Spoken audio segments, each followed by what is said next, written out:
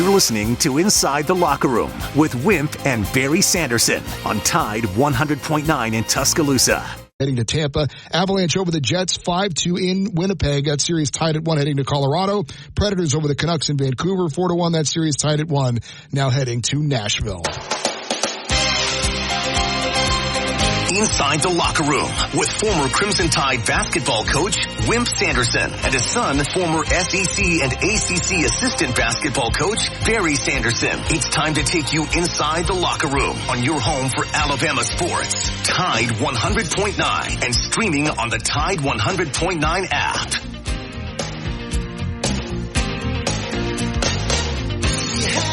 Hey, good morning and welcome into a Hump Day edition of Inside the Locker Room. The phone number is always 205-342-9904 if you want to jump in on the show with us this morning. The X accounts at Locker Room 109 at Barry Sanderson at Wimp Sanderson 1. Our email is wimpandbarry@yahoo.com. You can send us an email there. We'll be happy to read it out over the air or answer it through the email or whatever you need there. Also download the Tide 100.9 app to your smartphone. You had Alabama baseball on last night. They picked up a big win against Samford, and you can always listen to the games or any of the shows on the app if you happen to be outside of the Tuscaloosa area. Before we get started, we want to thank Yellowwood, pressure-treated pine from Great Southern.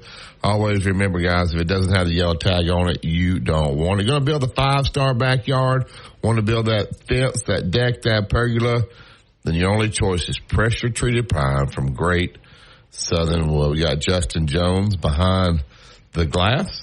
This morning we got Russell Bibbin from Knoxville, Tennessee. We'll talk to Russell about all SEC, but we'll kind of hone in on what's going on with Tennessee.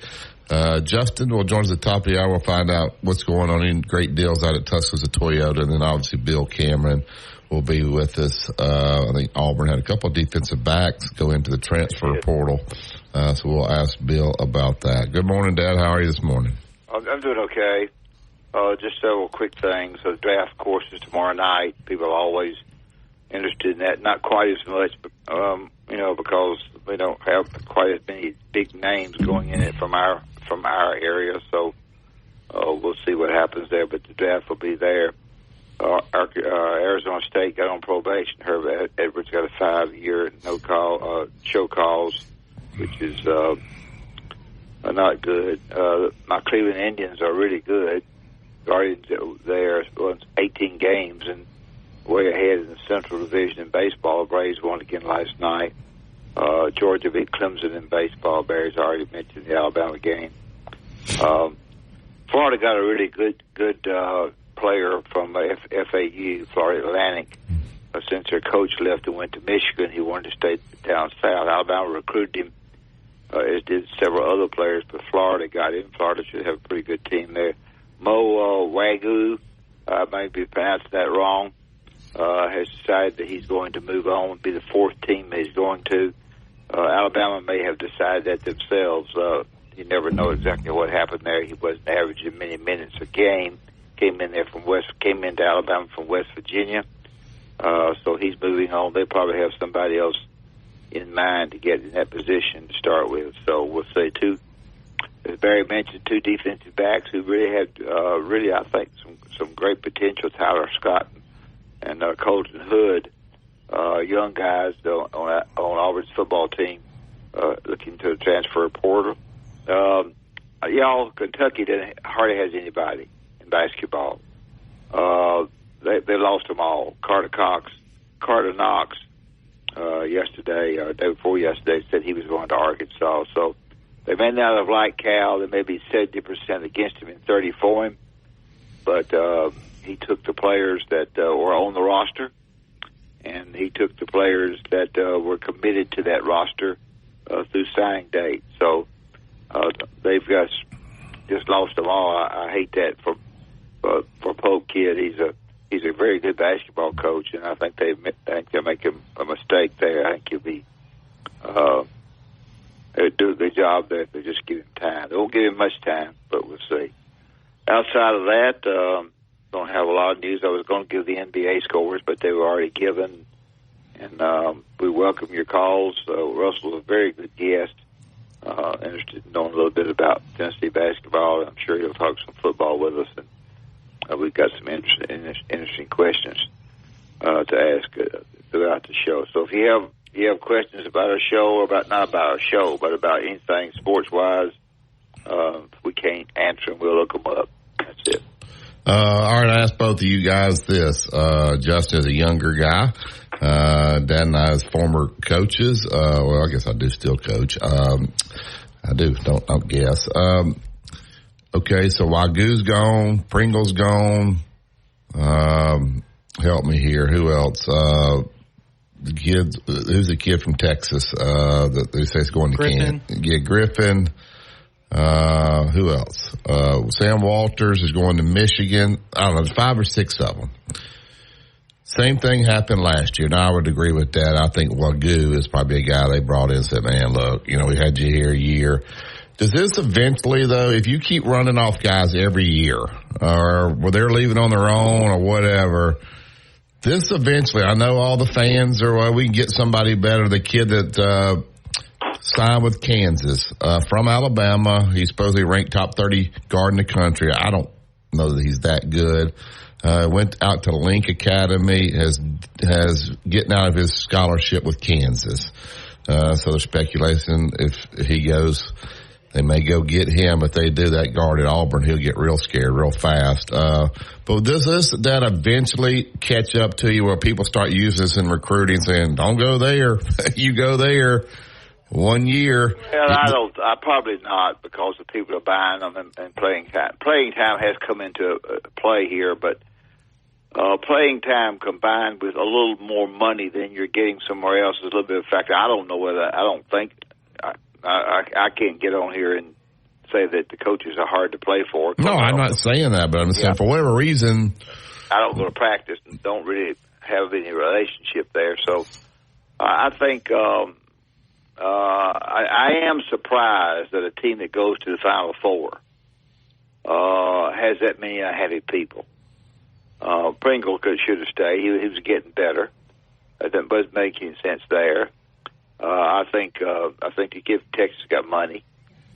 I think that Nelson, when he makes this statement, he says, I sure would like to go back to Alabama. If I go back to college, I'll go back to Alabama. I think I'll go back to Alabama, which means he's got his hand out.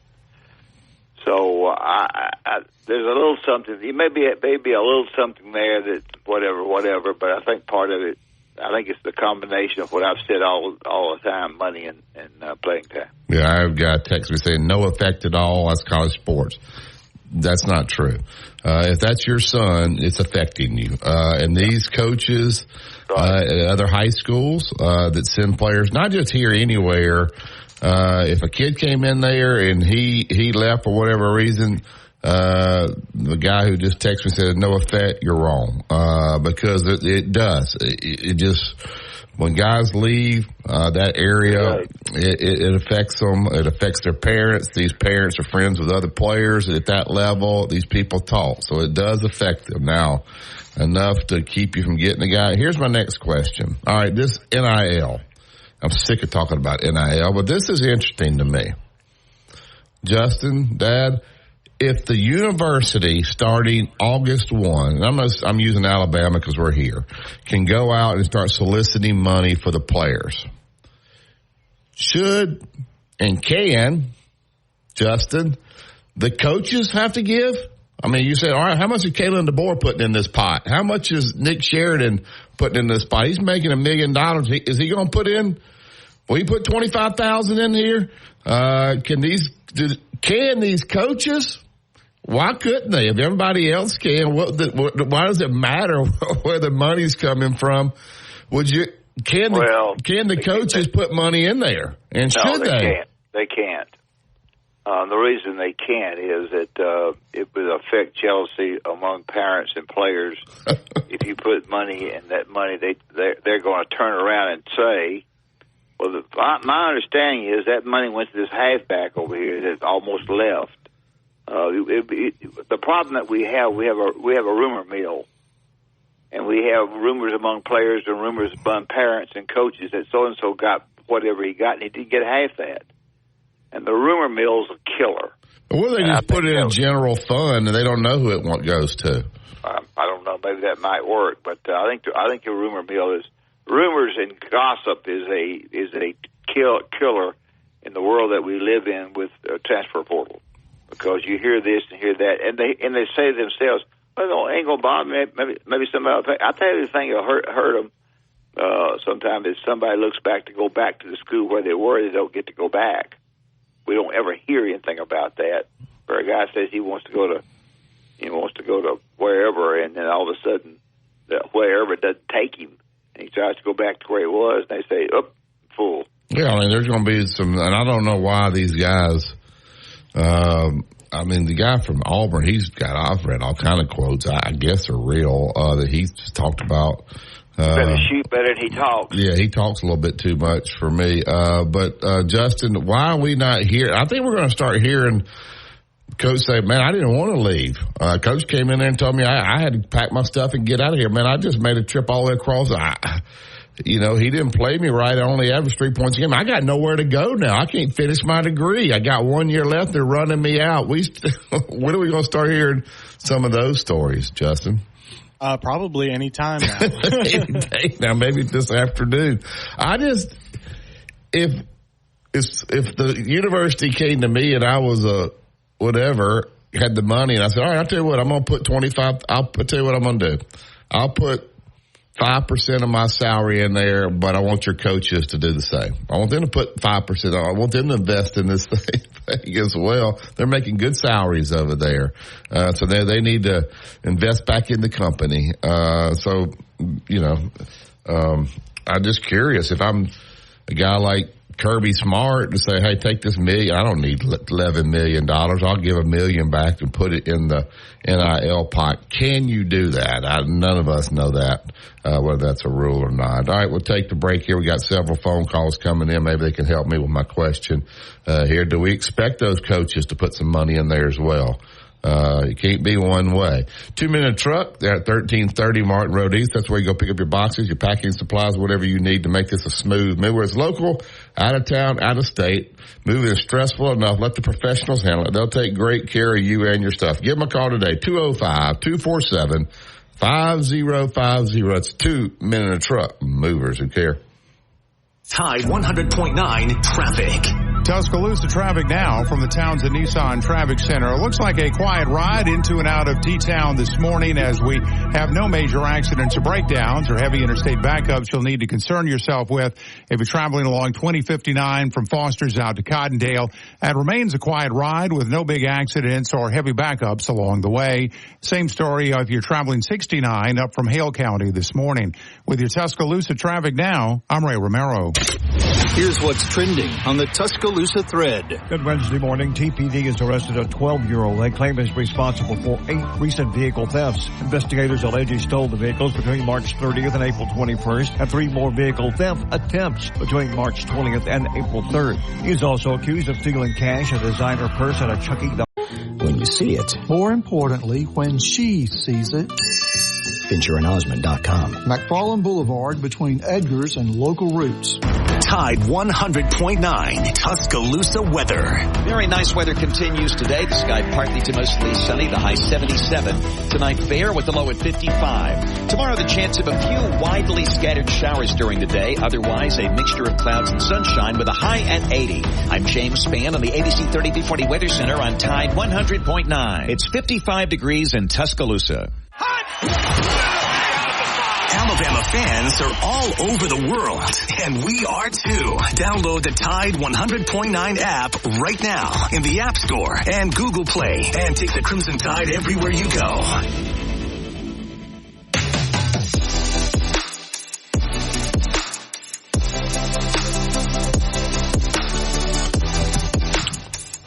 Yellowwood pressure treated pine from Great Southern. If it doesn't have the yellow tag on it, you don't want it. I got a full call board here. We'll try to get through them real fast. This guy's calling earlier today. Get to the Yellowwood hotline. Get Digger in. Good morning, Digger. Hey, Digger. Yes, I've got to work today. That's okay. Why. There you go. Real quick. Yes, the coach and the athletic director and the president of the university can donate. Yeah. They've already done it twice for the women's team. Dick Schaefer going, hey, if you get $10,000 in the Moody Center, I will donate $10,000. And the Athletic owned up to it, and so did the president. And they did that twice this Was that season. for facilities? Can they give the NIL too, Digger? No, this was for the NIL. Okay. They've got a girl in Lubbock, Texas that's supposed to be the next Caitlin Clark. This girl doesn't miss. Mulkey's already been out there. Everybody's after her. Schaefer wants this girl, and this is the reason why he's doing that. He's got $60,000 plus for this girl, and there's going to probably need a little bit more. But yes, the coaches and the athletic director and the president of the university. Would you expect them to, Digger? I would. I would insist on it. We pay them good money. That's right. Yes. How about Caitlin Clark? Thank you. How about Caitlin Clark? $28 million contract from Nike. I think it's 8 years. Is that right, Justin? 8 years, $28 million. Wow. All right, back to the Yellowwood Hotline. Get Pat in. Come on, Pat. Good morning, guys. Man, I was hearing somebody the other day. It was one of the talking heads. They sounded like they were jealous of Clark getting that money and saying that there wouldn't be anybody buying him shoes. I disagree. Yeah, Nike wouldn't have made that investment if it wasn't a pretty good one. I know they've messed up on some guys' shoe deals and things, but seeing a lady get a shoe deal, that's good for business. No doubt. But anyway, what I called about is Wagyu leaving. I don't quite understand Wagyu leaving, and I'm going to call him the beef guy. I like that Wagyu beef hamburger as much as I do anybody else.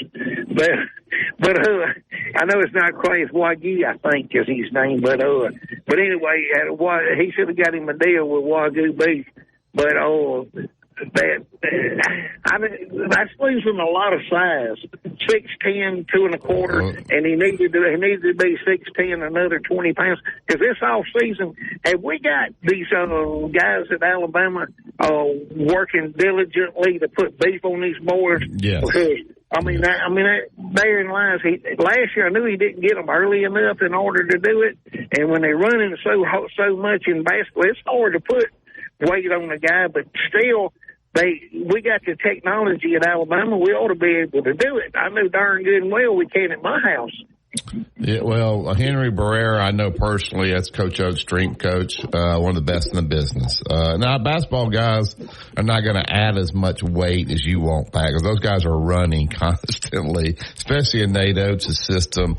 But Wagyu was probably told, hey, we're going to be able to get somebody, I mean, not in these many terms, but we're going to be able to get somebody better. We're going to have to move you on. So I don't think it was probably his decision. Okay, so you thinking that he was That's me guessing. I don't know. Yeah. Well, you didn't listen to what I said? Definitely 6'10" is kind of hard to find. I mean, I know we got a guy, a McDonald's All-American, that's a guy coming in that I watched him in that McDonald's All-American game, looked pretty good. Yeah. But still, that depth, I mean, somebody twist a foot or something or other, you'd be glad to have a Wagyu on the bench. Pat, do you expect the coaches to give the NIL fund if it's legal? They want you to give. That was the other thing I wanted to talk about. I'm hearing that in some states they're talking about making it, but then it's got to be on a federal level too to make it where that when you donate to a name, image, and likeness fund, that it can be tax deductible. How do you get that where it's tax? Because eventually the player's got to pay taxes on it. So why shouldn't you make it tax deductible for the donor?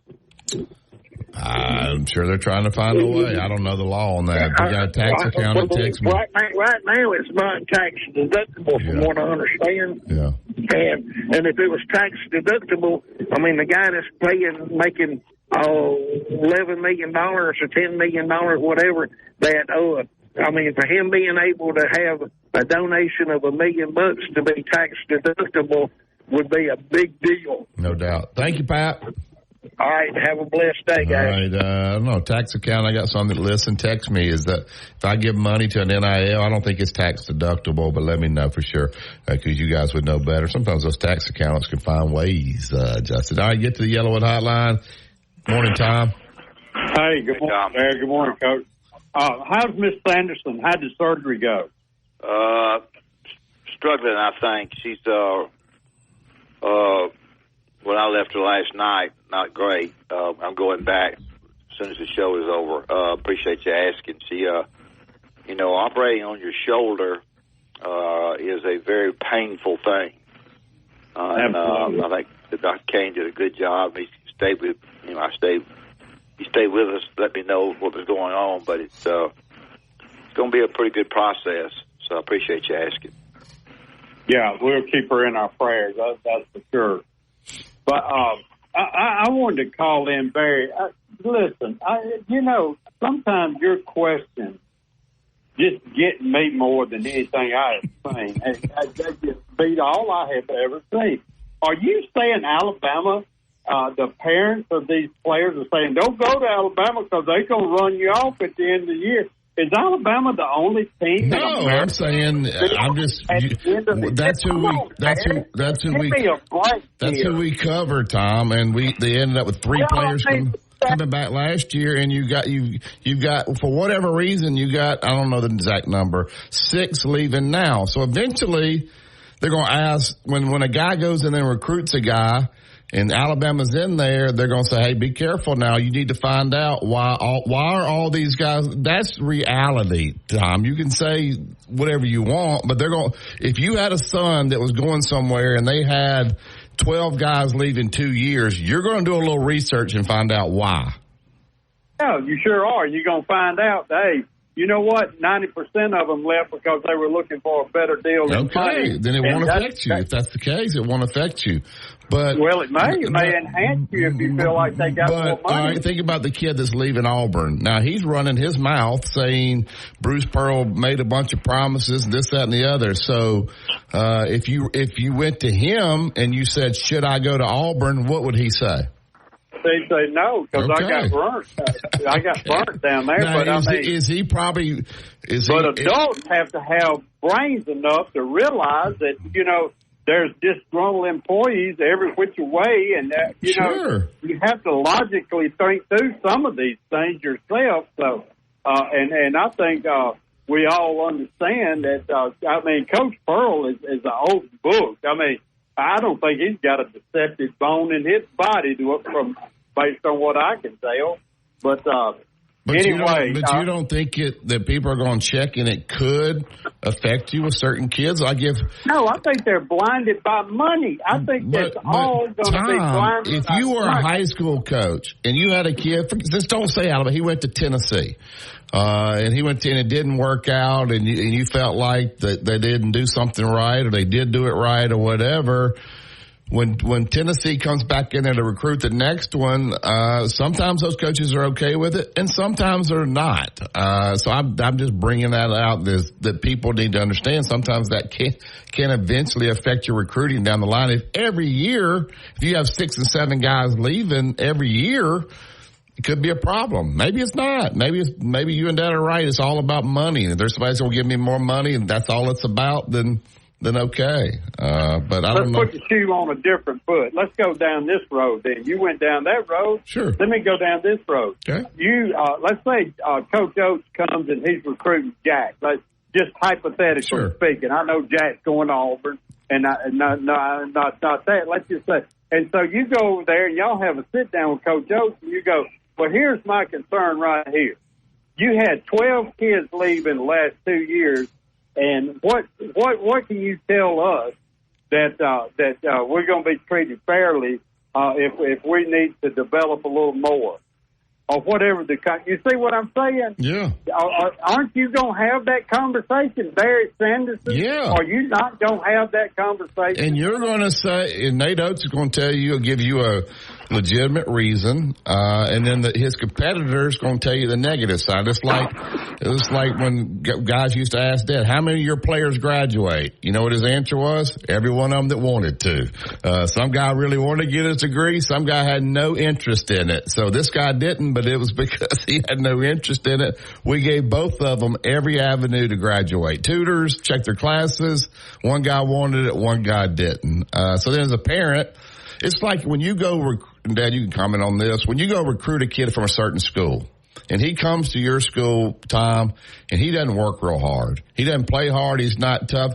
It gives that school kind of a stigma there to where, gosh, we got that one kid out of there, man, he got it here. Man, he was so far behind fundamentally. He didn't know anything about the game. He didn't play hard, and you almost equate that to what the next kid's going to be at the school. And it's not fair to the next kid, but those things happen from time to time. Dad, any comment on all that? No, I just think that I said to everybody, and I think I believe this. I don't think the last caller listened very well.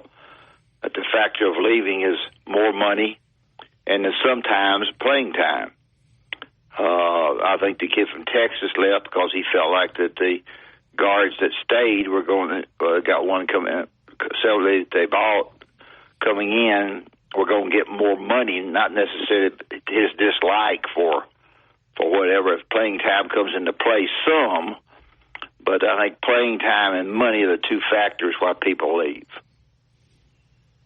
Not because they're mad at I think this too, Coach. It's not at Alabama either. It's not just Alabama. You're right. But you're right. It's playing time. It's everywhere. That happens at every school. We got a Kentucky basketball program. Alabama's bad. Tom, can you hear me? We've got a Kentucky basketball program, just to give your point correction, that's lost all their players. Right. They don't have anybody left. And they're getting money from Jerry Jones, and they're getting money from Walmart, wherever they're getting it from, and they're leaving Kentucky. So if you're a Kentucky fan, you're wiped out. And so it's not playing time there; it's money. And so I think those two factors are the biggest things. Tom, and I'm glad you brought up Kentucky because they absolutely are falling apart. And you know what? Do you think it's terrible? I do that. In my opinion, it's terrible that Cal did Kentucky like this. I think that's as low down as it gets. I don't know what happened there in the meeting. I don't know whether the athletic director's a funny guy. I think maybe they thought maybe they could get the guy from Baylor. They got a good coach, but it just didn't get a name. And people like name coaches, but they got somebody that bleeds blue blood. But they thought maybe they were probably going to get the kid from Baylor and get maybe a little bit of a name. And they didn't do that. They ended up going down. When you don't get a name and you've been after a name, you're in bad trouble. I think they got somebody good, but I don't know whether Cal left, got fired, or what the deal is, Tom. I don't know the answer to that. I'll try to find out. Well, he didn't get fired. I don't think they were all that happy with him. But Calipari, I don't think he was happy either, though. Tom Calipari is showing you right now, or he's wanting to show that these kids came because of Calipari, not Kentucky. It wasn't Kentucky. It was Calipari. It was a combination of both. I believe that, Barry. I believe that 100%. That it's all about him. But Barry, let me ask you one thing. I swear I'm thinking to get off. Yeah. My observation of him at when Kentucky played at Alabama the last time, I was watching him, and Coach Saban was there, and they visited before the game and everything. I was watching him. He did not appear to be very interested in what was going on with Kentucky that day. He better have been. There's a question as to whether people think he's a great coach or not. They think he's a great recruiter, but X and O wise, the people in Kentucky tell you he's not very good. Thank you, Tom. Yeah, thank you. I enjoy the show. All right. And also, Tom, when I had to let him go, but when I'm telling you about this, it's because Alabama's had so many guys leaving and we're sitting here in Tuscaloosa. Absolutely, it happens at not every school, but other schools have people leaving. They're going to have the same issue. People are going, in recruiting, they're going to ask why. And if you could give a good reason why and they buy it and they believe it, then it won't be a problem. But that's not going to be the case in every situation. All right, let's talk about Bob Prince and Prince Glover and Hayes. We'll get to Russell. Well, this thing is for sure, Prince Glover and Hayes can help you if you end up with an accident that hurts you mentally and physically, that you know the direction to go, whether it be on the highways, in the neighborhoods, or where you kin folks. Prince Glover and Hayes at 345-1234 do a great job, have done a great job in taking somebody's problems, working them out, going out and and representing them, and they have come out and done well. So check with Prince Glover and Hayes if you have that. Hopefully you don't, but if you do, 345-1234. PrinceLaw.net is the website. If they don't win, you don't pay. You listen to Tide 100 point. Information Kit. Call Wesley Financial now. 800-814-1500. That's 800-814-1500. 800-814-1500. Inside the Locker Room with Wimp and Barry on your home for Alabama sports. Tide 100.9 and streaming on the Tide 100.9 app.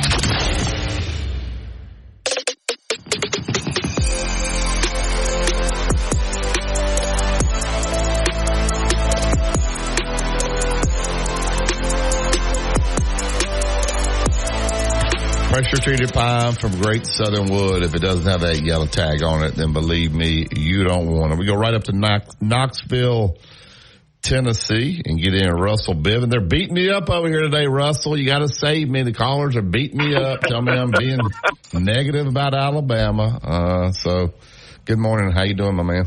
Hey, Russell. I'm doing good. Hey, Coach. How are you guys? Okay, I start off with a basketball question. The big guy left Tennessee was a little bit of a surprise to me. A lot of people in the league are looking at him, trying to get him. I know that there's been one rumor that he's leaning a little bit towards Arkansas. I guess talk a little bit about who left Tennessee this time, about him particularly in basketball before we get to football. Yeah, I think the two big names, Jonas Aidoo, obviously 7'2". Had a rough final 7-8 games, really offensively and defensively, but overall a good year and has a lot of potential for sure. And then Tobe Awaka, both entered the portal. I think the idea was from whoever is giving them advice that one of you needs to enter the portal for the other to get minutes, and one entered the portal, and then the other entered the portal, and then one has to come back, and then it gets to be an absolute mess. Yeah, and come back. One did, yeah, and it just gets. It's not even close to last year. This is not comparable to how it was last year. Not even comparable. You saying it's worse? It is so it worse. Worse? Oh, it's. Barry, I've never seen anything like it in my life. And, people are like, it's like the NBA. And that's not like the NBA. Mm-hmm. I don't go and say, hey, the Celtics offered me more money, and so I'm leaving. Right. The schools have nothing to go by. So, to me, the portal's almost worse than all the NIL stuff. I mean, you got a football player at Tennessee, just to make my point here, Barron, he went to Ole Miss, left Ole Miss, went to Louisville, and now he's back in the portal again. I mean, it's crazy. So, Jonas Aidoo, was one of the guys they were expecting to stay for sure. They thought maybe Awaka might leave, but they thought Jonas would stay. And so when he decided he wanted more, then he left. When you say wanted more, any idea what you wanting, what they were giving him to start with? Yeah, I think they all want more money. They see money that and so they want more money, and so as a coach, how do you do that? Do two guys go and you take what you were giving them? I mean, it's a whole different game now. You have to think about, do I take what I was giving them, and then somebody else can get it and maybe he's better than them? It's a chess match. It's not developing guys and playing ball games and going out as a team. And so for coaches who've been doing it a long time, it's a different world, that's for sure. But I will say, Coach Barnes has done his best to kind of pivot and embrace what's going on as best he can. They've got a kid from Ohio State in, had him in yesterday, and a lot of guys after the success that Dalton Connect had coming to University of Tennessee, it'd be a first-round pick. A lot of folks are calling them. So, Tennessee will be fine, but it's just trying to navigate through these waters. You look at a kid in high school that commits to a university, and I don't even look at it anymore because I don't want to take up all the time, but what kind of money will they have to give Connect to keep him? I don't think he can come back. He can't come back. So he's going to the NBA. He's going. I thought he has another year. He's going to be a lottery pick anyway. Yeah, should be a lottery pick. I would think he'd be the first or second college player taken. Well, what about the guard situation? It didn't play great. A couple of them didn't play quite as good as they needed to. Those were. Yeah, Santiago Vescovi, who had a great career, just didn't have a great senior season. He was a senior. He's done. He doesn't have any more eligibility, and same with Josiah James. Same situation there. But Zakai Ziegler, the point guard, tremendous defensive player, great point guard, just your classic point guard. He's staying. He's all in. Another lockdown defender, Jamal Meshack, is staying, and they got a lot of guys who are there who played a lot of minutes this year, so they're going to be fine. Okay. And they're going to pick up some big guys in the portal, but it is just it's wild to see. It really is. But Russell, I don't think it's fair to blame the NCAA. I think the NCAA had a pretty good rule in place. One transfer, the next time you got to sit out a year. The courts have come in and screwed this whole thing up. I think the courts, somebody's going to eventually take it to court that after spring, if I'm an Alabama football player and I want to go to another SEC team, I'm going to take it to court. Right now, you can't do it. But is it the NCAA's fault or the courts? I know the NCAA has a little bit of blame here for not getting ahead of it earlier, but I blame the courts. I think there's blame on both sides, and I think there's blame on when you start talking about lawyers getting involved and all this kind of thing, politicians getting involved that want a name for themselves. There's a lot of blame to go around. You just wonder at what point are there going to be contracts with the actual universities? What a mess that's going to be. I mean, do you owe health benefits and that kind of thing? But I think regardless of who's to blame, something has to be put in place, some type of cap or contract, where the players, if they are going to get this NIL money, should stay a certain amount of time. I saw where Trev Albert. That's what they're doing. Yeah, because they're shopping around right now. That's what they're doing. It's awful. It's awful. Yeah. Trev Albert's the new athletic director at Texas A&M, has let 12 people go in the athletic department, condensing it down because he says they're getting ready to have to revenue share with the athletes. So they're trying to trim the budget a little bit. So we're going to start seeing some of these administrators. You got so many assistant ADs running around, Russell. You're going to start trimming the fat a little bit, aren't you, if you're going to have to start revenue sharing? Oh, if you start doing that, there's no question. And that's what I'm saying. When the schools themselves, it started off the schools couldn't be involved. And that's why you had these other entities that would raise the money. The schools start getting involved. Then you talk about people's livelihoods that are 40, 50 years old with families, that do a lot more than just help a team for a season. They're helping a whole university. Yeah. And now you're just doing it to get players. It's a slippery slope. Yeah. And that's what I mean with this revenue sharing thing. And then who gets how much, and that's the tough. Hey, I'm asking these guys, Russell, if I know it's not a tax deduction right now given these collectives. But, I mean, when we see the money these coaches are making, especially these football guys, shouldn't they have to give to these collectives? I mean, if you come ask me for money, I'm going to say, well, how much is Kalen DeBoer? Go ahead. Yeah. No, I agree with you. And I think Harbaugh said something like that. No, I think that. Yeah, he is out of it. I mean, you can see why Coach Saban left. Yeah.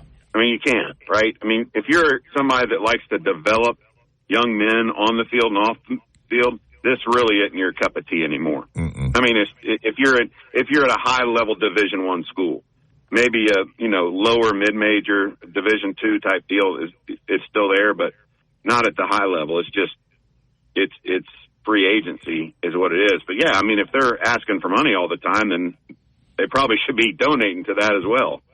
Yeah, I don't see anything wrong with that. Yeah. Yeah. Well, yeah. It wouldn't work, but okay. Why wouldn't it work?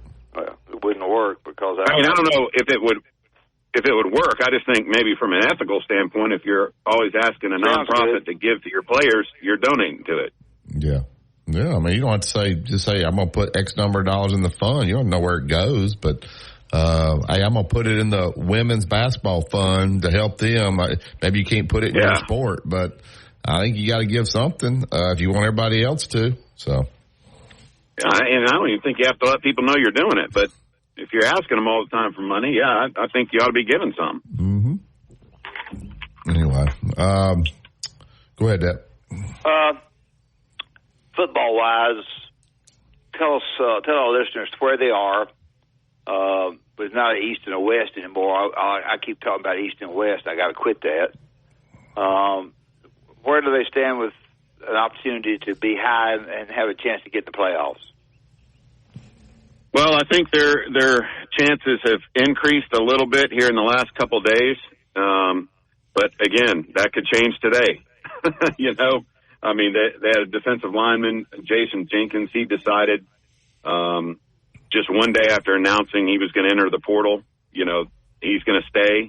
So you probably see what happened there. And then Elijah Herring, who's a linebacker, he's going to enter the portal. But there's a lot of guys who were at Tennessee who left in the portal, like Tyler Barron's a great example. You know, not sure if you would, I mean, tremendous talent, but it would be his third school in a matter of 6 months, you know. But they are picking up some guys. Also got a 4-star wide receiver.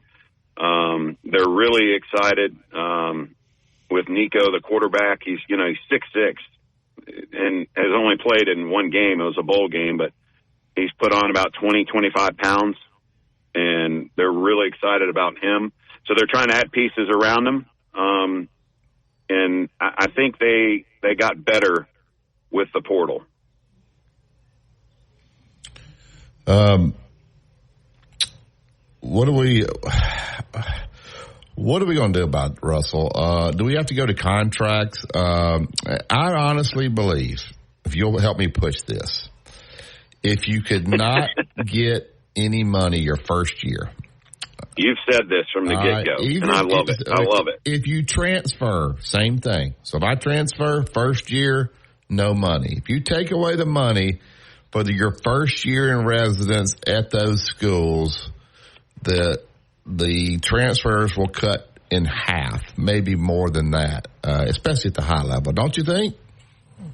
Oh, there's no question. Now, whether they'd agree to it or not, but you said this 2 years ago, and you would cut down the money that they now, because it's such a cloudy term, and because Tennessee, frankly, won the lawsuit, now can start talking to recruits about, you would cut that off, and then you would cut off money of telling guys, hey, enter the portal, come to our school for this much money. That would be cut off. Yes. And they would have to prove their worth for a year. I think there's a lot of positives in that. And I think the original intent of NIL probably leans towards your idea more than what is happening now. Because I don't think what's happening now was the original intent. The original intent was, hey, these guys, that make a name, image, and likeness that's great for marketing for them, and their jerseys are selling all over the place, should get something for that. They should be able to get paid for appearances and things like that. I get that. That's not what's going on.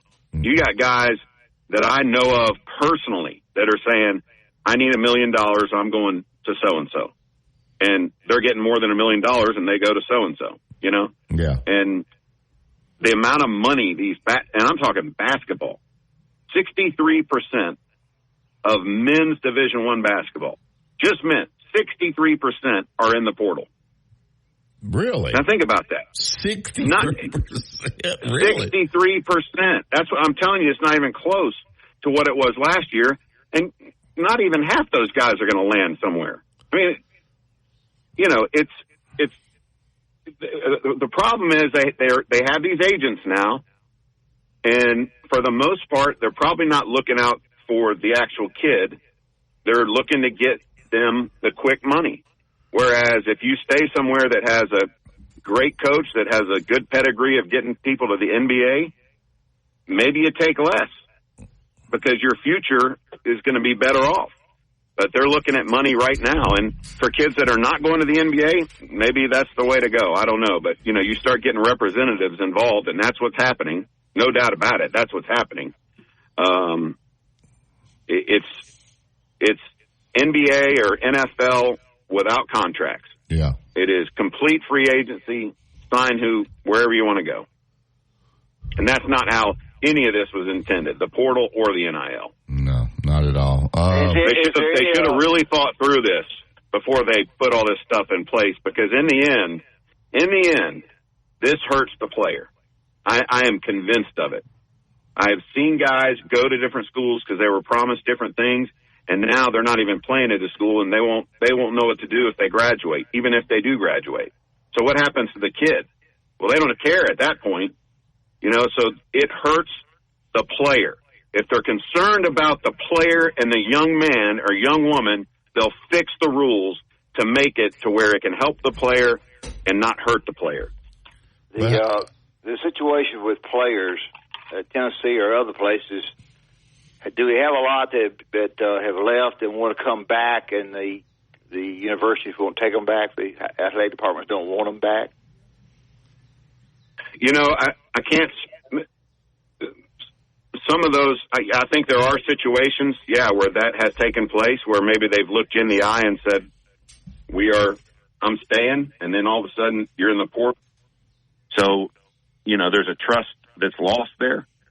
And, if it's a situation where you're wanting more playing time, so you enter the portal and you want to come back, well, how competitive are you if you aren't willing to stay and work and get time here that you enter the portal? Do you really want them back? So, it goes both ways. It goes both ways. The solution is where people I hear it in your voice, Russell, you're almost to the point of fed up to where, you may stop going to these games, where people just stop buying tickets. They're like, look, I'm tired of you asking for money. These are 18, 19-year-old kids. I'm not, I'm out here working a job, killing myself to support my 3 kids. I'm not giving back that. I'm done. I'm out. And people stop buying the tickets with these administrators and stuff, get more serious about getting this thing stopped. I think you have two topics there of interest. One is, are donors now starting to give more to the collectives and less to the universities? Yeah.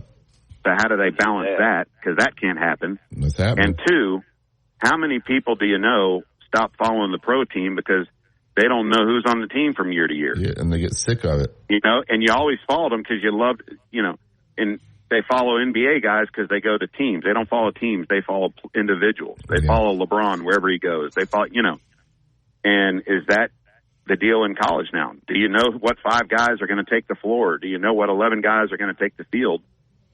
I mean, it's crazy from year to year. You don't know who's even going to be on your team, where, before you felt like you were a part of the team and you gave money to the universities and that kind of thing. And so how does that work? If you're a donor to the university and you give to athletics, so now, you give for the NIL, but you're asked to give money to the university athletic department as well, then you start getting a little ticked off.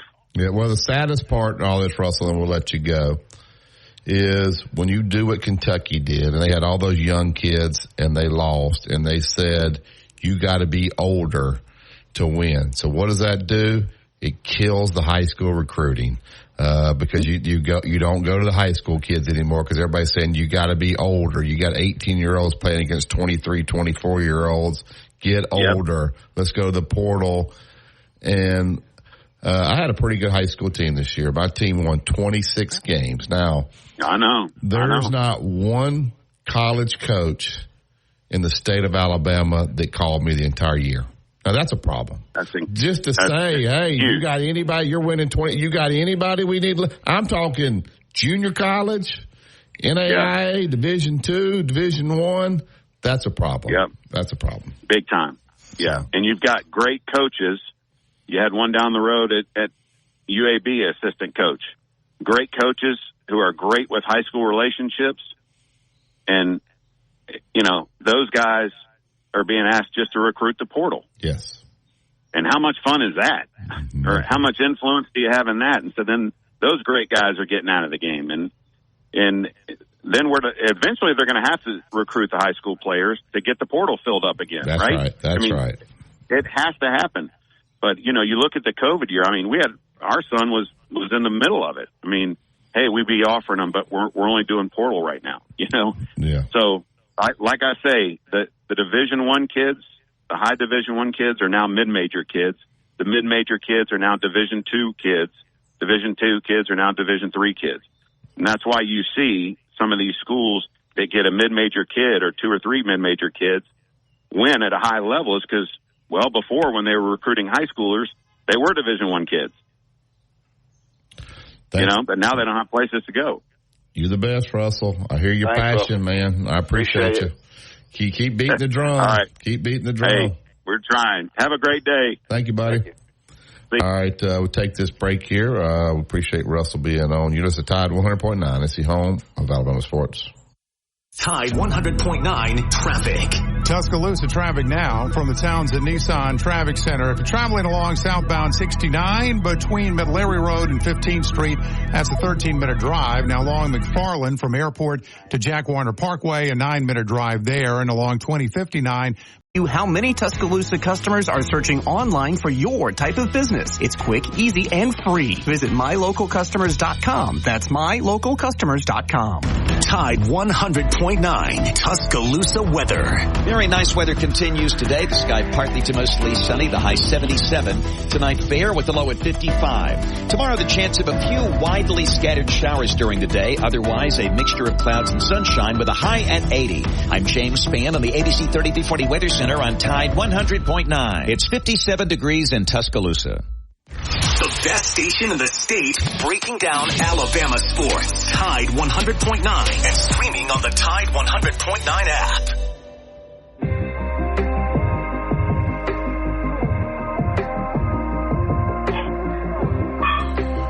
We want to thank Yellowwood Pressure Treated Pine from Great Southern. They made the 7 o'clock hour possible.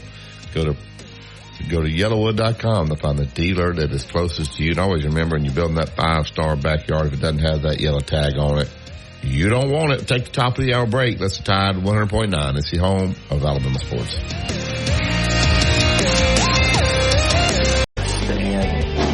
High quality ingredients. We want to say, that sounds great. We've been doing that since 1974. Under the biggest cactus in town, Taco Casa. It's the Tide 100.9 30K workday payday. Woo! Win cash every weekday 8 to 5. Here's this hour's cash code. 798. Again, that's 798. The code is 798.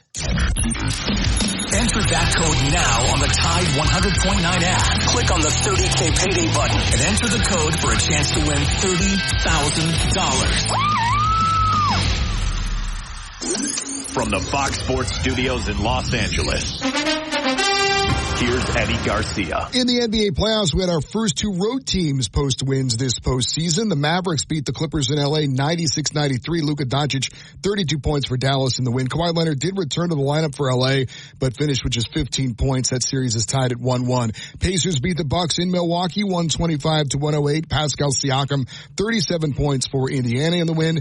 Milwaukee star Giannis Antetokounmpo missed his second straight game with injury. Damian Lillard, 34 points, not enough. That series is tied at 1-1. Timberwolves over the Suns, 105-93. Jaden McDaniels, 25 points for Minnesota as they grab a 2-0 series lead. NHL playoffs, Rangers beat the Capitals 4-3. New York with a 2-0 series lead. Overtime with the Panthers to get by the Lightning 3-2. Florida grabs a 2-0 series advantage. Avalanche over the Jets in Winnipeg 5-2. That series tied at 1. Predators beat the Canucks in Vancouver 4-1. That series also even at 1-1. Inside the locker room with former Crimson Tide basketball coach Wimp Sanderson and his son, former SEC and ACC assistant basketball coach Barry Sanderson. It's time to take you inside the locker room on your home for Alabama sports. Tide 100.9 and streaming on the Tide 100.9 app. Welcome back to the second hour of Inside the Locker Room. Allstate Insurance agent Andrew Kniffer. Andrew is my agent. Let him become yours. He's at 4705 McFarland Boulevard, Suite 3 over in Northport. Give Andrew and his staff a call. They'll set you right up. 205-722-9201. Andrew Kniffer, Allstate Insurance. All right, get right to the Andrew Kniffer hotline. We'll go down to Skyland Boulevard. We'll talk to our main man down there at Tuscaloosa Toyota, Justin Troll. Good morning, Justin. How are you? Man, I'm doing good. How are y'all doing? Oh, we're good. We lost Dad there. We're trying to get him back on the line with us. But just tell us where we are on the count for this month, and just tell us what's going on. I know we got a few more days with the buy 3 tires and get the 4th one for $1, but just kind of tell us what's going on out there. Man, I knew you'd ask, and we're at 277 right now, and the last few days of the month will be our busiest. So, you know, hopefully we'll fall somewhere, like I told you at the beginning of the month, somewhere in the mid 300s on units delivered, and that'll be another great month at Tuscaloosa Toyota. So looking forward to it. Yeah, no doubt. The buy 3 tires, get one for $1. Is that any tires? How long does this promotion last there, Justin? Yeah, you can do it through the last day of the month. As long as you get them ordered and get your name on the books by the last day of the month, we can get it done. This is not some kind of deal where you're pushing some kind of tire, one certain kind of tire. You can select whatever kind of tires you want. Buy 3 tires, get one for $1. You can't beat that deal if you're anywhere close on tires or needing tires. That's the deal right there. It's to the end of the month to get your tires ordered. We'll get them installed for you, and that's the deal right there that comes around twice a year in April and October, so don't miss out. Go ahead and get your tires like it is. Buy 3, get one for $1, and the price of tires now are always, you know, tires are expensive, so if you can get one for basically nothing and save you a good bit of money. Yeah. I like that deal. I wouldn't mind buying one tire and getting 3 free, but I don't think I could do that. You don't like me that way. Well, he would just have to charge you a lot for that one tire. You could work it out, Justin, couldn't you? Yeah, it's kind of like these people that say, man, they gave me $10,000 more for my trade than you gave me. Yeah, they probably charged you $100,000 for an $80,000 car. Hey, it's what you pay, not what you pay. That's exact. It's what you write your check for. The bottom line. Exactly right. Could you say that again, Jenny? Are you listening? Because she'll say, "Well, Barry, it was $300, and I bought it for $150, so I made $150." I'm like, honey, it's what you pay, ladies and gentlemen. She's like, that is exactly right. You'd be surprised. Huh? Hey, you'd be surprised sometimes, and not often. I have a lot of repeat customers, but man, you have people that'll say, man, they're giving me $7,000 more for my trade. Do you realize we look at the same books, man? And every book that everybody looks at is exactly the same on your car. They're probably got a side sticker and they're charging you much more for the new car. I always tell people this, Barry. I always say, man, ask them what they'll write you a check for your car for without you buying anything from them. Yeah. Then you'll find out, and then they'll say, oh, no, we can't do that. You got to buy our car. Well, then there knows where you're getting manipulated. You know what I mean? Yeah. Glad to know we don't do it like that at Tuscaloosa Toyota, and that's why you're going to see us in the mid-300s this month, and that's why we do business, and that's what I say every week. I think it's pretty funny. I told the story to somebody this week about you guys thinking it was pretty funny, but it's the truth. We're not in love, with anything on our lot. We want it gone, so that's why we price everything to get rid of it. So that's how we do it right there. And you can see it all, right there at TuscaloosaToyota.com. Tell us some of the hot 2024s out there, Justin. I know you got a variety there. Yeah. Talk about them a little bit. Absolutely. Hey, we're patiently anticipating the new the Land Cruiser that's fixing to arrive. We hopefully will get that sometime in May. So we can't wait to get it. The new body style, got the old school headlights, the round circle headlights. Cruiser of the old age. Lots of people from all over asking about that vehicle. We should get it next month, but right now, sitting on the lot. I sold, I think, 2 or 3 of them this week. The all new 24 Toyota Tacoma. Totally redesigned, all up to speed on all the technology. That vehicle's sitting on the lot right now, as well as one that's been sitting there for 2 or 3 months that that's just kind of taken over the market that we are selling. We can't keep these in stock, and we've been talking about this for a while, but it's the Grand Highlander, the midsize SUV that you cannot beat. The size, the room, the quality, it's unbelievable. So the Grand Highlander and the Toyota 24 model sitting on the lot right now. Huh. All right, Justin, anything else happening out there in Gordo? Baseball, man, baseball season's the time in Gordo. That team they played for the state championship last year and lost in the third game. They've got all their arms back and probably have a good shot to go get that thing if they play well and don't beat themselves. They'll have. Are they at home? They at home this weekend, Justin, or they got? No, they're at Susan Moore. Susan Moore. I don't even know. I think they win. I've never heard of Susan. Are they playing Susan or Moore? Susan the first game and Moore the second? I never even heard of Susan Moore. Yeah, Susan the first game and Moore the second game, and I don't know if Susan Moore's. I don't know. Gordo shouldn't have a problem in that series. So I wouldn't think. We'll see. All right. Dad, anything for clicking back in there? Dad, you ever heard of Susan Moore? Yeah, I've heard of Susan Moore. Sure. Where is it? Susan Moore is backside of nowhere, but I've been by there a lot. I've heard. Oh yeah, I heard that. Where is the backside of nowhere? Backside of nowhere means it's hard to find. Oh yeah, I got one. Yeah, hey, listen, I'm with him. I have no idea. I know it's in the north. It's in the north side of the state. So, but where it is, I have to get back to y'all on that next week. Over out in Albertville. It's up in that Albertville area, I think. It's in Alabama. Yeah. Susan Moore High School is in Blount County. Yeah.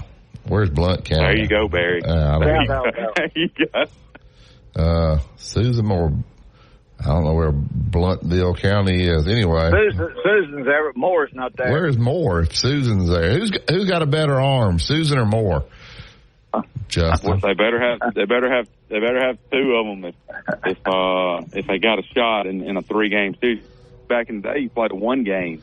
So if you had one good arm, you'd win your round and keep moving on. But Alabama High School Athletic Association finally figured it out. Yeah, it's in Blountsville, Alabama, wherever that is. So. Hey, what are y'all? Hey, sports radio. What are we talking about right now? Oh, Spring's over with. NIL and transfer portal. Hey, I think Oaks is doing a great job. I think that roster next year is going to be pretty good. We'll see how it all pans out. We should know something within the next month, but he's doing a fine job. Yeah. I think football team is too. There you go. All right, Justin, tell everybody where they can find you and get all your great stuff. Very simple, man. That website's totally redesigned within the last 2 weeks. It is so easy to navigate. Right there at the search bar, just type in TuscaloosaToyota.com, and you can do everything from, set your appointment to buy 3 tires, get 1 for $1. We can rent a car, schedule your service appointment, buy a vehicle, do financing. Everything's pretty easy right there at TuscaloosaToyota.com, and we'll see you guys next week. Enjoy Blountsville. Yeah, man, I won't be making it. I'll be working. There you go. Let's do it on radio. Thank you, Justin. Good day, guys. All right. Susan Moore's on the back. Justin's on the backside of nowhere. I'll look that up during the break, find out where Blountsville is. It's like just to the west of Gadsden. That's what I said. Up there, but it's a 205 area code. I would think you'd be up in the 256 up there. Out there, Albertville. I hit it just right. You guys are too busy talking. You just said that with a lot of confidence. So, all right, we'll get to Bill Cameron. We'll find out, are the Auburn people upset about Aiden Holloway leaving, or are they just being brats? Did Alabama get a player, or did they get a guy that likes to talk a lot and pout? We'll ask Bill when we get back from break. It's a Tide 100.9. It's the home of Alabama sports. Tide 100.9 traffic. Tuscaloosa traffic now from the Townsend Nissan Traffic Center. Eastbound 2059 approaching Joe Malisham. You know the routine there by now. The left lane is blocked for road work. Right lane is passable. Backup there, though, is minimal, if any. We have picked up some backups along southbound Lurling Wallace as you cross the Hugh Thomas Bridge down to University, but really it doesn't. Teacher-led learning projects. Students and teachers, how can you spark great learning experiences in your classrooms today? Join at thinkitup.org. Years ago, Jimmy Rain decided that the best way to advertise Great Southernwood was through coaches. Gene Stallings, Pat Dye, Steve Spurrier, and myself, and many more coaches took to the radio and TV airwaves to tell people that if you're building outdoors, the only way to build is with pressure-treated pine, yellow wood. It is the very, very best. Why? Because all the coaches said yellow wood, pressure-treated pine, protects against bug, termite, and weather. Decking, fencing, play sets, whatever you're wanting to build, just go to the internet, look at yellowwood.com. Reconnect at thewallflowers.com. Road tripping, business travel, or bringing your car in for repairs. All great reasons to rent a Toyota at Tuscaloosa Toyota. You can rent the latest Toyota models for a day, a week, or a weekend. Every Toyota rental-car comes with 24 hours roadside assistance and is backed by an entire team of people you know and trust. Rent a Toyota and let's go places. Reserving yours is a breeze at TuscaloosaToyota.com. Tide 100.9 Tuscaloosa weather. Very nice weather continues today. The sky partly to mostly sunny, the high 77. Tonight fair with the low at 55. Tomorrow the chance of a few widely scattered showers during the day. Otherwise a mixture of clouds and sunshine with a high at 80. I'm James Spann on the ABC 3240 Weather Center on Tide 100.9. It's 58 degrees in Tuscaloosa.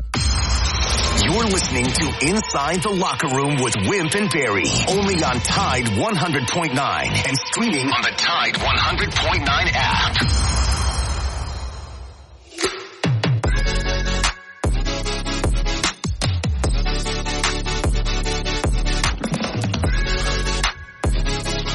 Welcome back to Inside the Locker Room. Appreciate Tuscaloosa Toyota, Justin, being on with us. Swing by Skyland Boulevard. Tell them that Wimp and Barry sent you. He's with ESPN 106.7 The Drive down in Auburn, Opelika, Monday through Friday, 4 to 6. Joins us every Wednesday right around 8:15. I'm sorry, Bill Cameron. Good morning, Bill. How are you? Hey, Bill. Well, how are you guys? We're good. We're okay. We're good. Aiden Holloway visited over the weekend. He's, I guess, committed to Alabama. Now he's a guy that likes to jump schools. I know he went to, I think, maybe 3 or 4 high schools in 3 or 4 years. Now he's transferred there. I looked and saw he shot, the third most shots on the team, but, he was, I guess, maybe a little critical of, maybe the system there in Bruce Pearl, and talks about Nate Oates gives you confidence. Just your thoughts on this whole Aiden Holloway situation, Bill. Yeah, it's obviously created a lot of talk down here. I mean, it was there was more than a little buzz. I mean, when Aiden entered the transfer portal and then was going to visit Tuscaloosa, I mean that was something to talk about. I'm not stunned that he picked Alabama. I think he feels like his game fits Nate Oates' style a little bit better, but I really don't think. I don't think it was a wise move to take parting shots at Bruce Pearl and the Auburn program. I mean, Auburn did win 27 ball games. They were playing pretty darn well down the stretch when Aiden wasn't playing quite as much. So I can understand his personal frustration, but a couple of people have pointed out. I mean, when he played, maybe I know he would have liked to have played more minutes, but when Aiden was in the ball game, he averaged a 3-point attempt every 4 minutes, which was about 25% more frequently than Mark Sears did at Alabama. So it's not as though he didn't get any shots. Is he obviously I've seen him play, but is he a true point guard? If Sears comes back, Sears likes to have the ball. He doesn't have to have it, but he plays a lot of point there. They got Reitzel coming back. So if Sears comes back, this kid's going to have a hard time starting here at Alabama.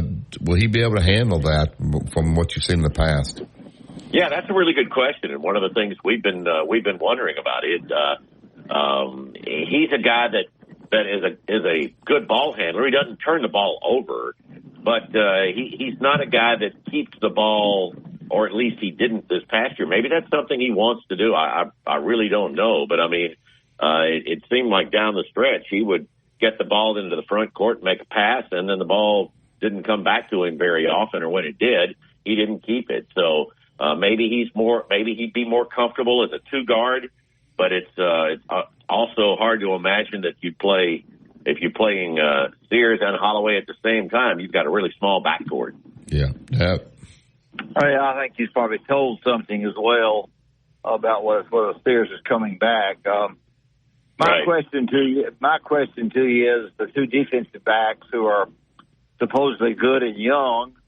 I may be wrong on that, but decided to transfer for whatever reason. You never have enough defensive backs. They're position that people don't look at much, but they're darn important. Any thoughts on that in the football situation there? Yeah, there's no question. That's what really created a buzz yesterday, the fact that both Colton Hood and Tyler Scott, redshirt freshman cornerbacks, and they both had really good springs. As a matter of fact, I think I've mentioned Colton Hood to you a couple of times. He's a guy that this spring, every time we heard about a scrimmage, it seemed like he was intercepting a pass. Apparently, he was the top ball hawk that Auburn had over spring practice. And, he's a legacy. His uncle Rod Hood was a walk-on who earned a scholarship at Auburn and then went on and played, had a good NFL career. So that was more than a little bit of a surprise. We heard some rumblings last week that he was thinking about entering the portal, and Auburn was trying to talk him out of it. But now there's some thoughts that he could wind up in Colorado, and his younger brother is a running back prospect who was really highly touted, suffered an injury, and is working his way back from that. And they both may wind up at Colorado. But yeah, that depletes Auburn's depth a good bit, because those 2 guys may have been the 3 and 4 safeties behind the starters, Keontae Scott and Kayin Lee. How does the SEC get away with the rule that they have, Bill, where after spring you can't go within the league, but all these other places, of course, you're a graduate, you can go anywhere you want. But the SEC put this rule in place, and I'm not saying it's a bad rule. I think it's a good rule because you kind of learn the system. They don't want you taking it to another SEC team. But we put in a rule, the NCAA puts in a rule, you get one-time transfer, then you have to sit out a year, and the courts overturn that. Is this just a rule because it hadn't been taken to court yet? How do they get away with this? Yeah, I think you're absolutely right. I don't think anybody's really tried to test it.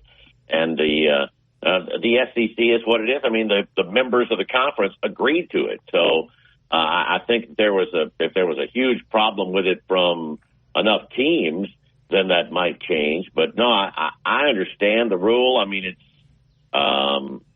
it makes more sense than some of the things. At least there is some kind of ruling. You don't have situations like the kid yesterday who started out at USC, transferred to UCLA for a year, now back at USC, or the guys that transferred. We've seen. I bet there are at least a half a dozen players in the portal right now who transferred in December and now are transferring again after just the spring. So, I want the players to have an opportunity to be where they feel is the best fit and everything for them. But I don't have a problem at all with this Southeastern Conference rule that doesn't allow you to play at another SEC school if you transfer in the spring. But you're probably right. I don't know if that would stand up in court. Yeah, that. Auburn baseball has really struggled. I don't know pitching. I'm not sure. They've got maybe a new staff. It's not the staff. It's the players they have. What comment about Auburn baseball to us? Yeah, really struggling, putting it nice. Well, they're 2-16 in conference play, and it's been a little of everything. I mean, for a good portion of the conference play, starting pitching has really struggled. The bullpen hasn't been able to put out the fire. They've been like pouring gas on it when they came in. But this past weekend in Starkville, Auburn didn't pitch that poorly. I mean, the first game it got out of hand the bullpen, but the starters all gave them pretty good start, and Auburn couldn't score. Now, part of it now has to do with injuries. Ike Irish, the freshman All-American from last year has been bothered by a hand injury. Now he's got an ankle injury that's going to keep him out for 1 to 3 weeks. Bobby Pierce, one of their top returning hitters from a year ago, is trying to work his way back from a hand injury. Mason Mainers, who is one of their top speed guys, is out with an injury. But pitching has just been it's just been a nightmare. I mean, the two guys that they counted on to be their top weekend starters, Chase Alsop and Joseph Gonzalez, just have not been able to find it. Alsop pitched very well yesterday afternoon in a non-conference matchup against Florida A&M. And it's crazy. Auburn's 9-1 in midweek games against some pretty good teams. I don't know if it's mental. I don't know what it is. There's an awful lot of scrutiny right now of Everett Kieford, who was brought in as the pitching coach this past year. He's a guy that had been a minor league coordinator of pitching, but he'd never really, been the guy to make pitching changes and things like that. So I don't know. There's definitely going to have to be a long look at this, and Butch and John Cohen are looking at this right now, trying to figure out what the heck's going on. They're just trying to see if they can at least put together something here and have a chance of making the SEC tournament right now. How will John come? I mean, obviously Butch is no job. The job's not in jeopardy or anything like that. But how do you anticipate John Cohen, who's a baseball guy? How do you anticipate him handling this? Too early to tell. What do you think happens here with John and Butch as far as they sit down? Yeah, I really don't know. I know they've got a long relationship, sure. and I'm sure that they will, they'll spend a lot of time working on this yet, because John, like you said, I mean, he's a baseball guy, so it's something they really want to get worked out. I mean, Auburn was, setting records for attendance every weekend until the last weekend, when it's just gotten where it's such a struggle, and the postseason looks like nearly an impossibility right now. But I'm sure they'll work it out. I can't imagine Butch having any problems. But like I said a little while ago, it's been a little of everything, though. I mean, one game they'll pitch it well, but they won't hit. Another game they'll hit it well, and even if they get decent pitching, they'll make an error at the wrong time. It's just been a very odd combination of whatever it seems like it takes to come close is what's been happening. They've lost 7 or 8 ball games by 2 runs or less in conference. We're talking with Bill Cameron, ESPN 106.7 The Drive.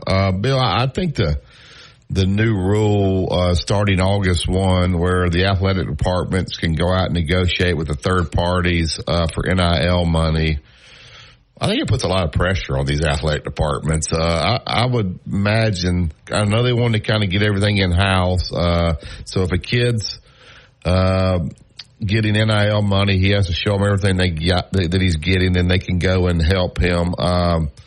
Does that put a lot of pressure on these guys to go out and get money, and then now they don't know whether to ask for facilities, to ask for money for which particular teams? Can you see certain coaches within the athletic department say they never try to help us, they only help football and basketball? I think it's a slippery slope to get on when you have these people within the athletic department going out to try to solicit money for these kids.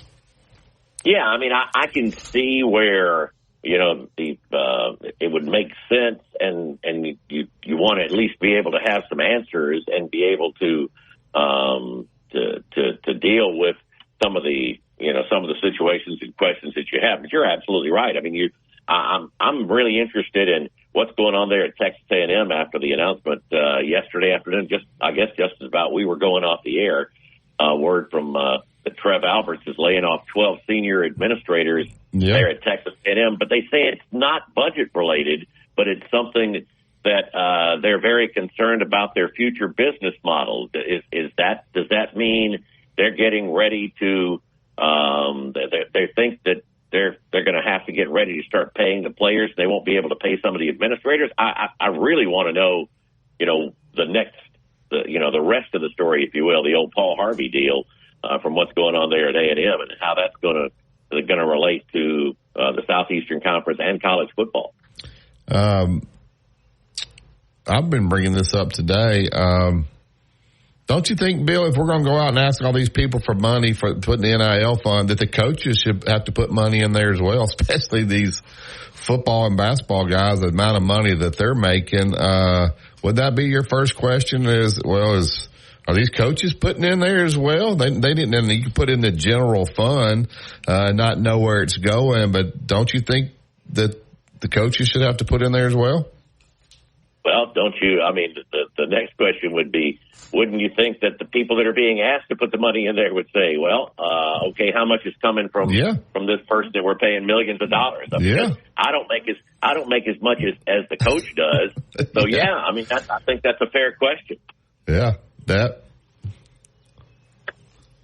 Do we lose? I am. I'm sorry. I think it's a situation where you have to be very. There's so much jealousy and talk behind the scenes and gossip that we know that people transfer because of two reasons: playing time and money.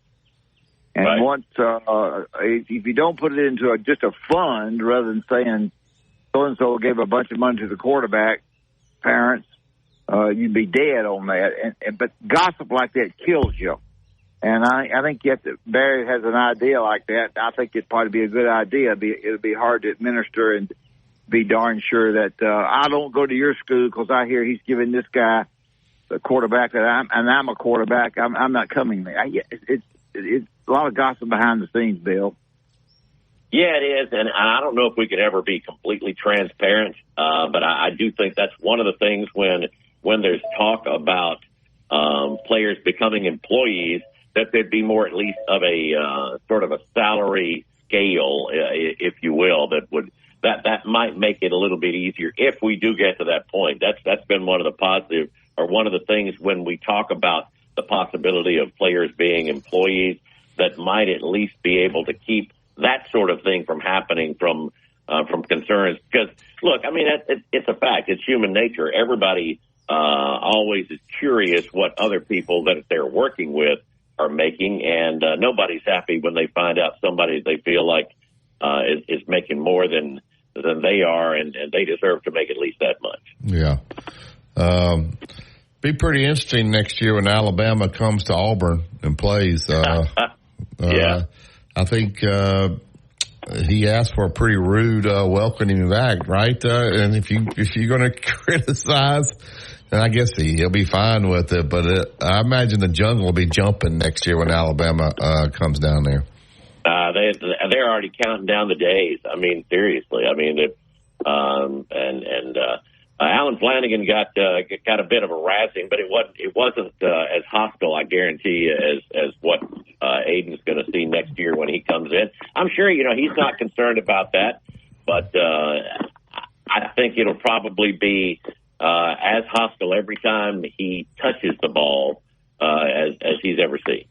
How about this kid from Baker High School that went to Link Academy that signed with Kansas? He's getting out of his letter. I think he was committed to Auburn before going there. Is that a chance he comes back this way? He goes to Alabama or Auburn? What are you hearing down there on that, Bill? Yeah, it's funny now. The first thing we're hearing was Ole Miss, but Auburn had recruited him. He was a guy that was what a tremendous scorer and player he is, and he's a guy that can really take it to the rim, and that's something that Auburn's looking for. They've added J.P. Pegues, and they'd like another point. They've got a player visiting here in the next few days who's originally from Montgomery. Duke Miles played at Troy for 3 years and then played this past year at High Point. He's got 2 years, I think, of eligibility because of the COVID and the red shirt. But spot on. It's going to be really interesting to see. I'm sure Auburn and Alabama would like to have him because he's an in-state kid that can really score it. But early on, we're just hearing Ole Miss. We'll have to wait and see. Yeah. Tell everybody where they can find you, Bill. We appreciate you being on with us. Oh, absolutely. Yeah. So much going on in the transfer portal, and we're talking about that, keeping up with everything else as well on the drive every day, 4 to 6 on ESPN 106.7. You can check us online at ESPNAU.com or RadioAlabama.net. Check out the podcast. Join us live. Give us a call. Thank you, Bill. Thank you, guys. Have a great week. All right. Couple breaking news things. The Pell City's board votes to fire Rush Probst after one season. And then Reggie Bush is getting his Heisman Trophy back. What a joke that is. I mean, when he broke the rules, it was against the rules. So how do we go and give him the trophy back? I know some people will be excited about that, but two things there: one locally, and then something with the Heisman Trophy. Is Rush is it because of the record or because of other problems? I don't know. They had a board meeting this morning, and I guess they voted. They had some players picketing out there, wanting him to stay as the coach, but who knows? I'm sure this guy seems to.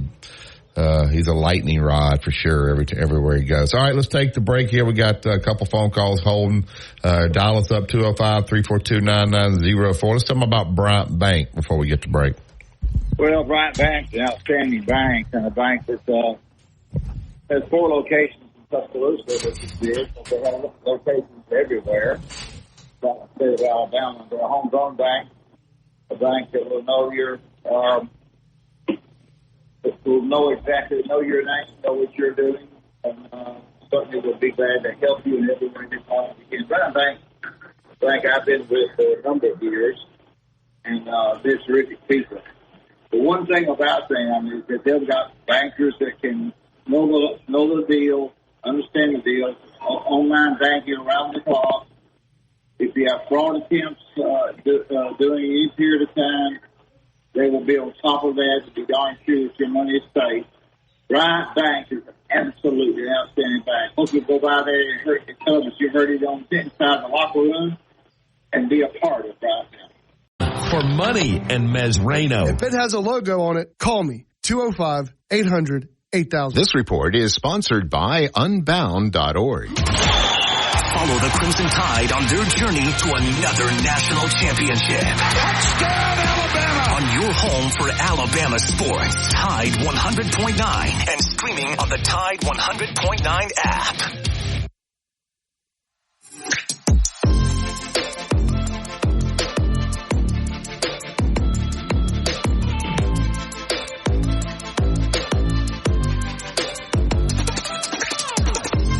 Welcome back to Inside the Locker Room. There's somebody texted me saying Rush Probst was fixing some grades. I don't know if that's true or not. Get to the Yellowwood hotline. Get Philip in. Good morning, Philip. Good morning, guys. Y'all have had a very lively show today. Great show. I had Tom mad at me, Philip. I was just saying kind of what was happening at Alabama and just saying those things can happen. I'm just talking about behind the scenes recruiting stuff. And you go, people do negative, regardless of what Tom thinks, people do negative recruit against other schools. Oh, yeah, and Digger threw me off calling so early. I forgot what Digger even called about. What did he call about? Something about Texas, I'm sure. Yeah, something about the Texas giving money, the coaches giving money for some women's basketball player. I tell you what, Digger's going to always muscle in there with that Texas money angle, isn't he? Yes, he is. He loves it. Yeah. What I wanted to talk to you about was kind of a little bit about what Bill Cameron just mentioned just off the cuff a minute ago. He said that Auburn's looking at a guy that played 3 years at Troy, this past year at High Point, but he has 2 years of eligibility remaining. Well, 3 plus 1 is 4, and 2 is 6. How's that happen? Well, 3, let's say he played 3 and 1 is 4. If he redshirted 1, then he's played 3. I don't know, because I think the COVID years will be over. I don't know. He may be using some funny math down there. Obviously, you can redshirt, but the COVID stuff, I think most of that COVID stuff should be over after this year. I think it is, but yeah, and Caden Proctor. Now, I'm going to tell you, here's where I'm going. With all this stuff that's come up about NIL and how the university can get involved now and sort of do some extension type bargaining on behalf of the player with boosters and all that in order to retain them. But one of the things that's going to elbow its way in here and it's sort of softly doing it right now, but I look for it to really pick up steam, is this academic progress. Yes. Now, that's going to be really critical because I believe schools are going to be much more protective and much more guarded and much more stringent on that because they put so much money into getting the players in the first place. Yeah, I don't know, Phil. It's a problem, don't you think? It's a huge problem, and I think it's going to get nasty, and you're going to see some players. Well, what happens is Philip I mean, I know this from being at South Carolina, Wake Forest. You are forbidden as a coach to ever talk to a professor, to anybody over in the administration that is determining whether certain classes are going to be accepted or not. You know, sometimes some schools will take a D, which nobody should. Some don't. Some will take a C. Some people, and there's a lot of pressure. Like when you start saying, "Hey, he's got to have this 6 or 9 hours. We got to find a way to get these in." Not only accept them, but they got to go towards whatever degree, because all these places have different degrees. So some schools are going to be lenient on it, some aren't, and you're going to hear an administrator who's an academic person say that they were being pressured by an athletic department official or something to accept certain grades. It's going to end up getting ugly, I guarantee you, at some point. Yeah. Well, that's nothing new. They've done that before. Yes. But one of the things that fans have to realize is that just because the academic people and the coaches are at the same school doesn't mean there's not acrimony. Some of the academic types have a lot of acrimony toward the athletic department. Yes. So you're going to see. With all Phillips. Yeah, Phillips 100% right there, though. You got a guy, Justin, our lady that's been out there. She's got her doctorate degree. She's been teaching math at the university for 20 years. And let's say she's making $125,000, something like that. You bring in a football coach and you pay him $1.6 million. There's right or wrong. We understand the football's bringing the money in. That makes the academic people, and I'm not talking about just here, I'm talking about anywhere. There's a rub there. It makes them mad. All right, back to the Yellowwood hotline, get Cowboy in. Good morning, Cowboy. Cowboy, you there? Yeah, I'm here. Go ahead, buddy. Oh, I'm doing pretty good. How you guys doing? We're good.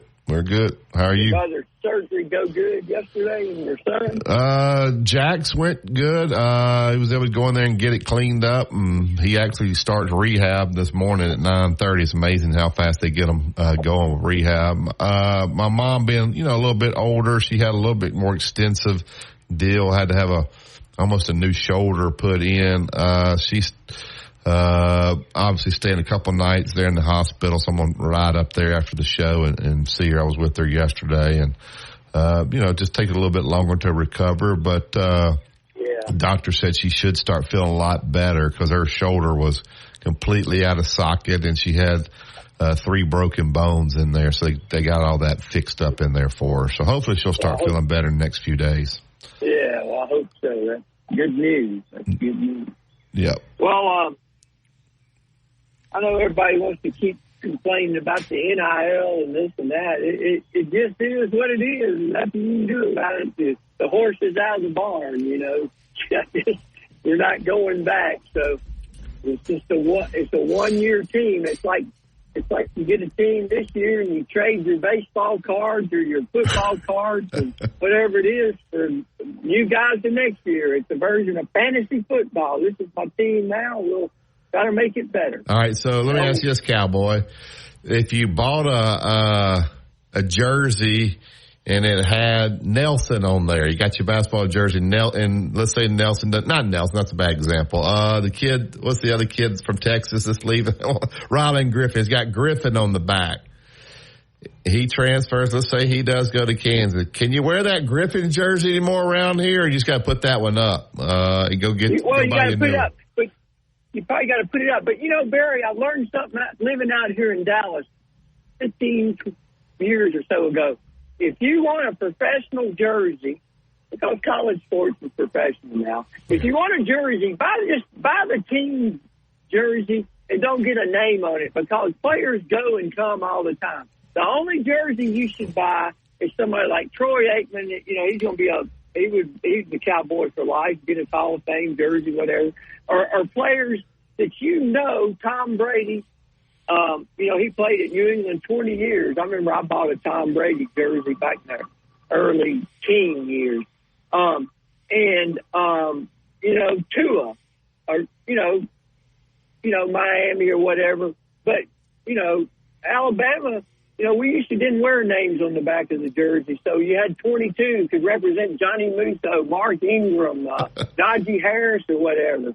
So just buy a iconic Alabama basketball jersey and get number 3. Well, that was Eddie Mo Watley, and that was whoever. Don't get here's a name the question. on the back of it. At what age, and this is for you and Justin, are you too old to buy the jersey? Like, you're too old now, no more jerseys. What's the cutoff age, Cowboy?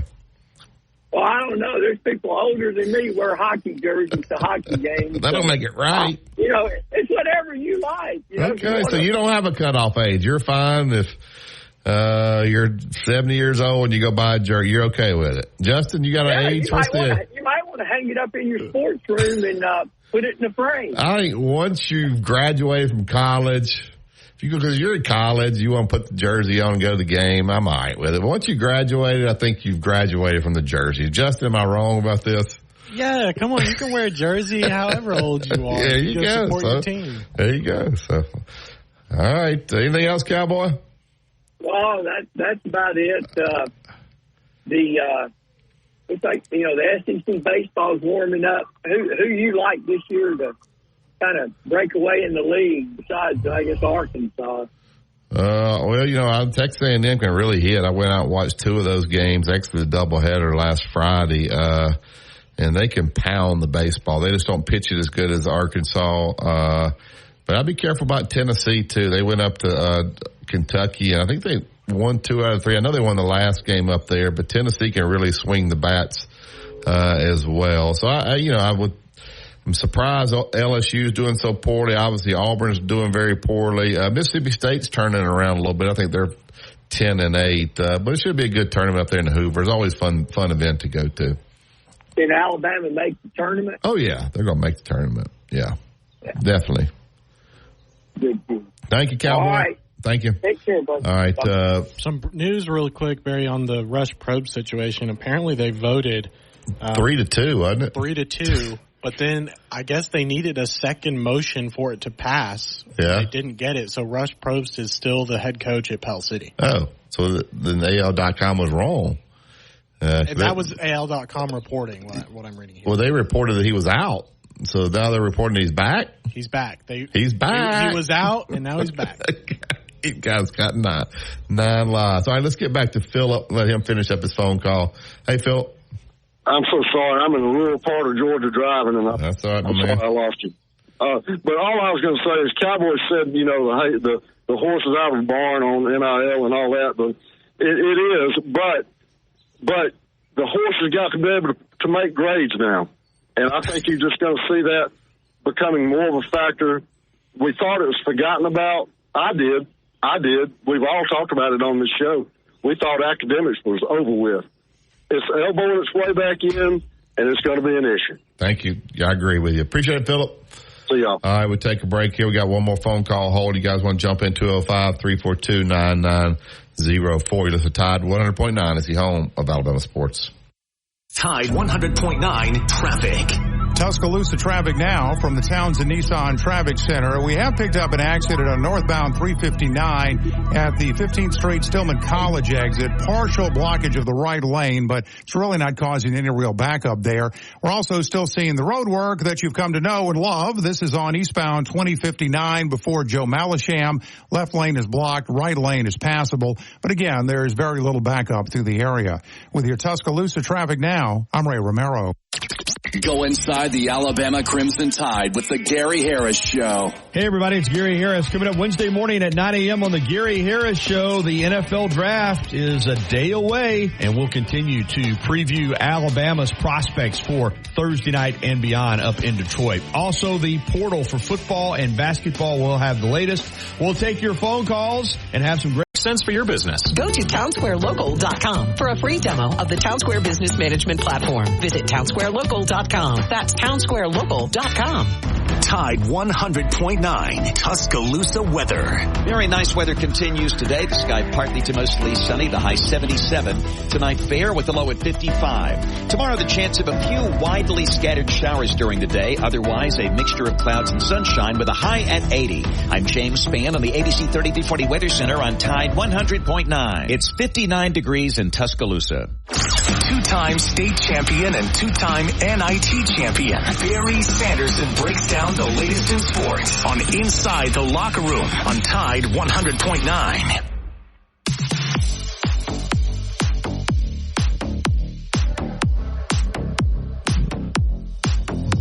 Welcome back to Inside Locker. I don't think I've ever seen a coach get fired and then rehired within the same show.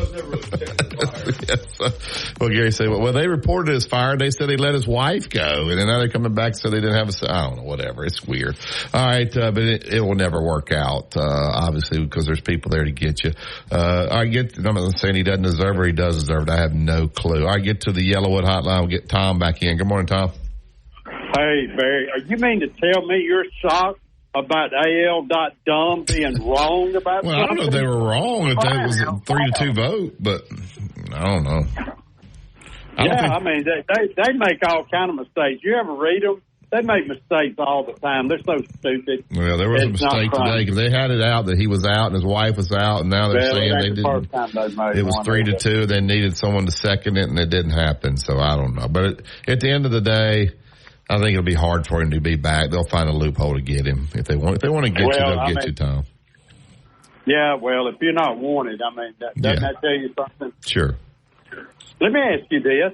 There's a story been going around for a couple of weeks. Come out of Blogosphere article somebody wrote about A&M has been flirting with the Big Ten, that they want to leave the SEC and go in there. Have you heard anything about that? Yeah, I forgot to ask Bill Cameron about it. Justin did relay your message. I have not heard that about A&M going to the Big Ten. So they spent so long. Well, they say they've been talking with them for the last 6 months. I tell you who will know. Yeah. And I thought about this while I was waiting for you to take my call. Is JC. He may know something. Well, we'll certainly ask JC that tomorrow. So JC's on top of it. He's on top of it. So we'll find out. That's right.